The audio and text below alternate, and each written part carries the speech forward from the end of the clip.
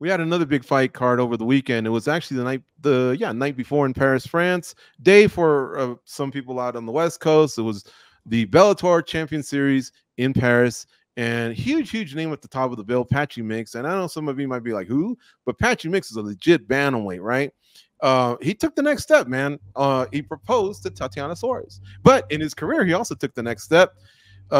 He defeated Magomedov for the second time, a highly thought of Bellator bantamweight as well. They actually have some pretty good bantamweights over there at Bellator, so respect on that title defense. But where do you guys put him, man?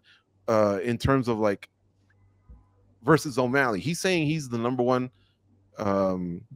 bantamweight in the world. Goes, what do you think?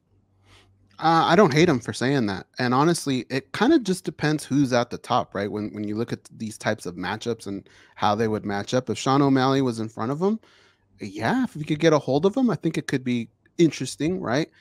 The fight itself, I thought it was incredibly close to call.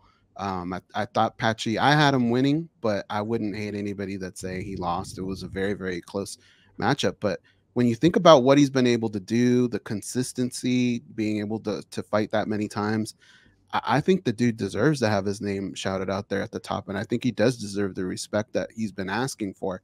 But right now, he's kind of stuck, right? Like there's not that much left for him. I think if he wants to maybe take that next step, he might want to look into going up a weight class. And I know some of his buddies are in the next weight class above, right? Like Aaron Pico and Jeremy Kennedy. These are guys that he's trained with.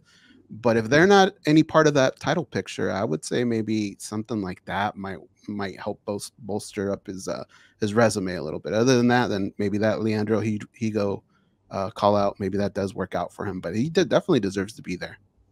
Yeah, and he's also got training partners in Aljamain Sterling and Marav Dvalishvili, and he hold his own against them in practice, and that's why I think he makes that claim, along with having a title defense, a Grand Prix belt, a undisputed belt. What do you think, Fada? Does he have a leg to stand on when he says I'm number one compared to O'Malley? O'Malley's been legit in the last year as well.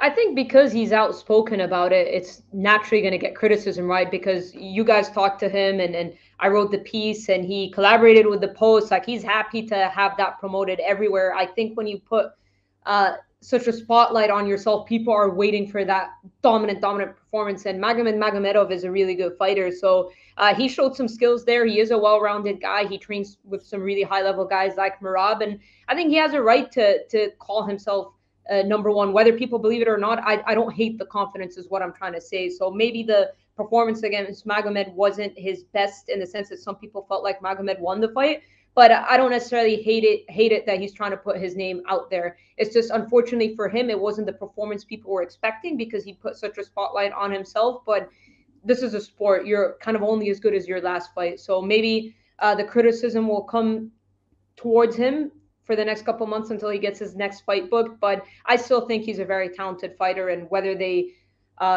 go for a trilogy or whatever is next for Patchy Mix, I just think that he just put a spotlight on himself. And I don't hate it. It's just not the performance people expected out of him after what he said.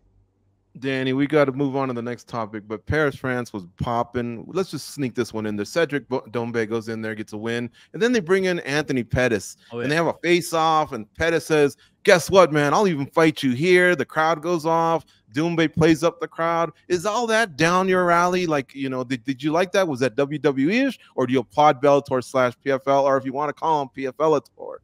What do you do here? Did you like all that? Bro, I'm about it. I'm 100% about it. This is what PFL or Bellator needs to start doing. Whatever the UFC doesn't do, you guys need to start doing that. You guys need to kind of stand out and look different from the competition. Dana White, the UFC. Oh, we never make fights the night of the fight. We wait until Tuesday meeting. Nah, make a fight right then and there. Get us excited for the next event. Yes. And these are the type of matchups that they can put together and get the fans excited, right? You got a homegrown guy in Cedric Doumbé, and then you got somebody with such a big name as Anthony Pettis. This is the type of matchmaking you should do and take advantage of those. And look, put it on a week when there's an Apex card, so you have the best event of the weekend. I'm 100% about it. Great pull by Bellator. I almost called them PFL. Same thing, right? PFL-ator, like Mike Bond says, except we got to pay him royalties if we keep it up.